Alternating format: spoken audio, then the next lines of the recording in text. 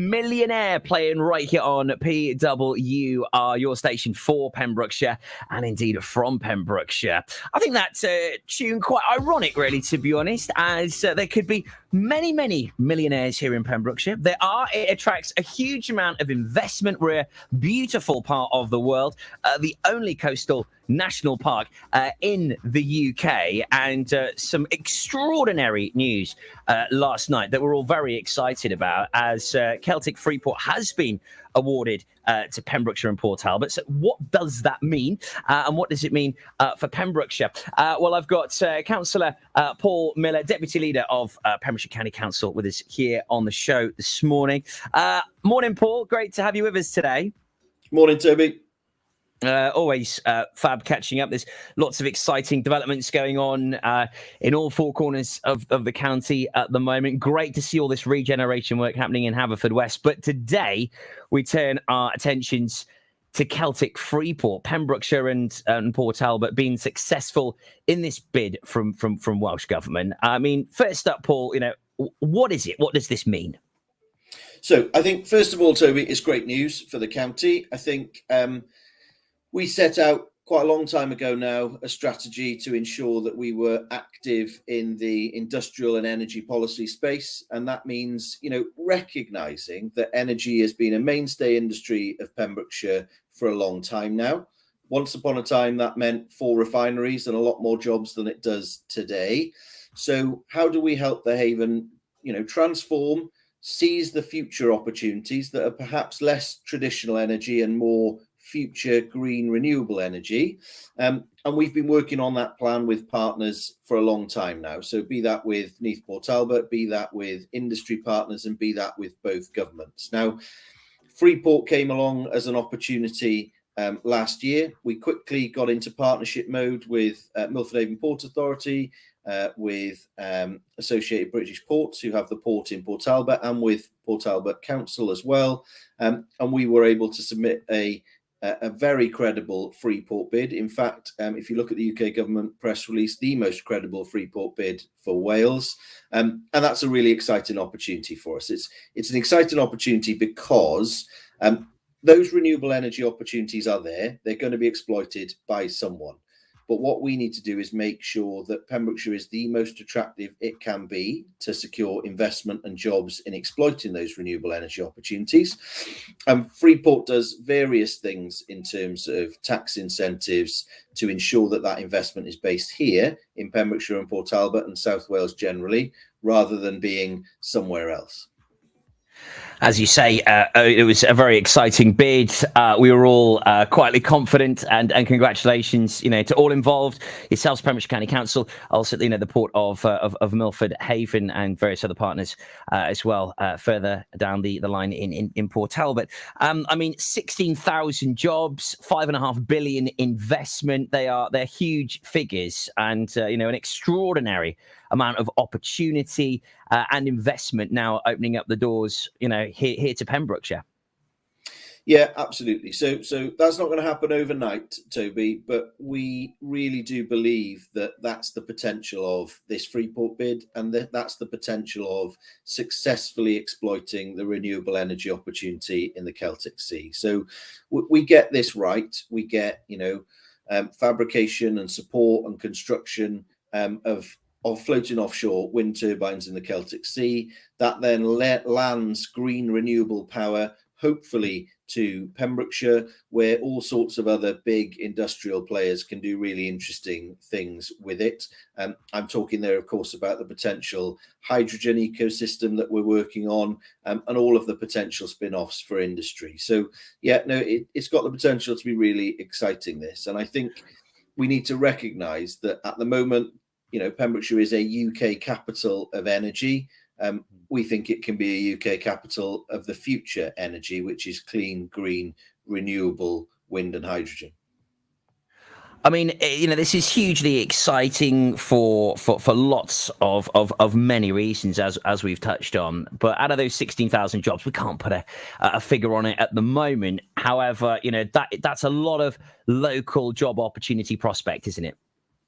Yeah, absolutely. And the job starts now, working with partners like Pembrokeshire College and our standard education system through schools to make sure that local young people are seeing the opportunities in renewable energy and in engineering and all of the other technologies associated, um, and making sure that we're upskilling them and ensuring that they have the right skills, experience, knowledge, and aspiration to take up some of these jobs. So I said in an earlier interview, it's not as though there's an employment problem in Pembrokeshire. We're sort of not far off full employment, really. If you want a job within reason, there is one. But it's what type of job and what does that pay and what are the terms and conditions associated?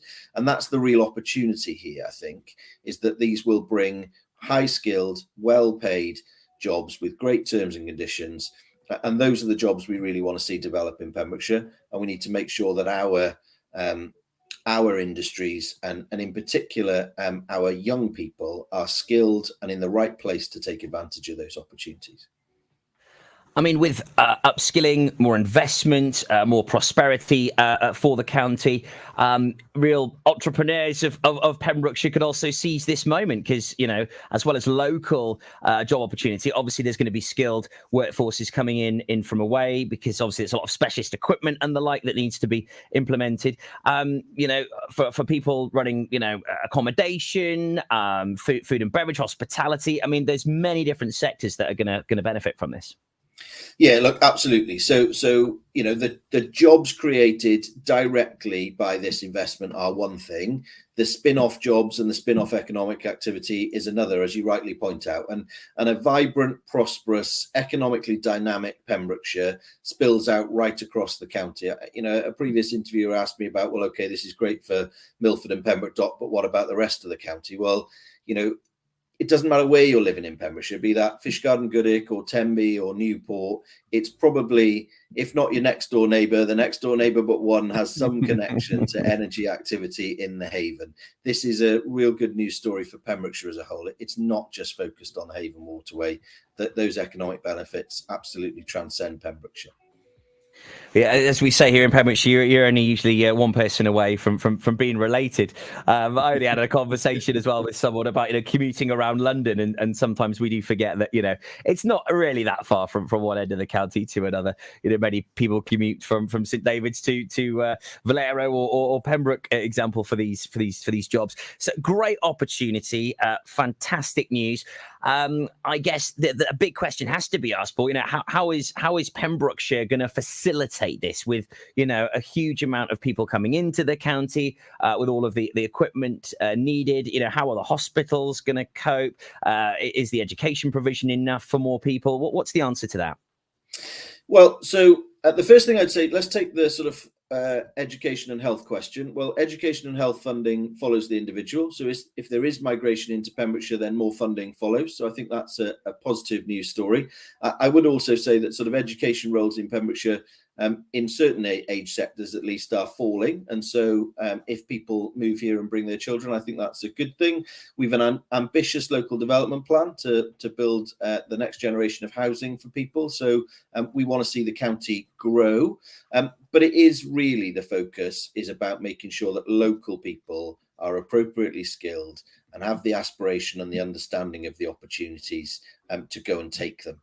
And it's about, like I said earlier, it's not necessarily about creating more jobs. It's more about the quality, the terms and conditions associated with those jobs. That's the key here. And we're really focused on making sure that local young people have the ability to access those jobs and build their future careers. On the other side of the coin, of course, there are well-established industrial players in Pembrokeshire and in Port Talbot, and we want to make sure that they are as well placed as they possibly can be to win contracts and win work as part of this wider investment. We've always been a real flagship of energy provision here in Milford Haven, the wonderful waterway, Pembroke Dock. How is this going to impact the local economy in a nutshell, Paul? Because we hear about people going away to Hinckley and the like. It potentially means that you won't have to venture that far. You could have a very, very good job here on your doorstep. I hope it means exactly that. So if you look at the industrial base around the haven, once upon a time, that industrial base was serving a number of oil refineries. So they've got a number of clients, lots of work on multiple sites around the haven. Actually, that's much reduced. So there's one oil refinery and the two LNG terminals, but the workload overall is much reduced. And that puts pressure on those organisations. But it also means, as you say, that lots of our friends and neighbours and colleagues are highly skilled in their trades, but actually there's some work in Pembrokeshire, but a lot of it is elsewhere. You mentioned Hinckley, and that's a great example.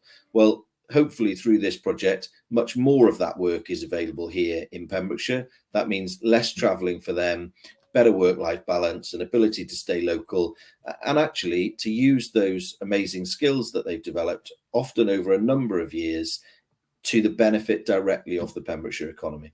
And I think that, can be really transformational for some of those individuals who, at the moment, are beaten up and down the M4 all too regularly. And that's it. We hear it all too often as well. You've got to leave Pembrokeshire to make good money. You can always come back. Well, now hopefully you don't have to leave Pembrokeshire. The future is certainly very bright. Congratulations to you and your team, Paul, that have backed this bid. I know this is a real sort of harmony and joined up thinking with many different partners, including the local authority, the Port of Milford. It brings great prosperity and very exciting news for the Pembrokeshire. Thanks for giving us an insight into it today, and thanks for your time on it.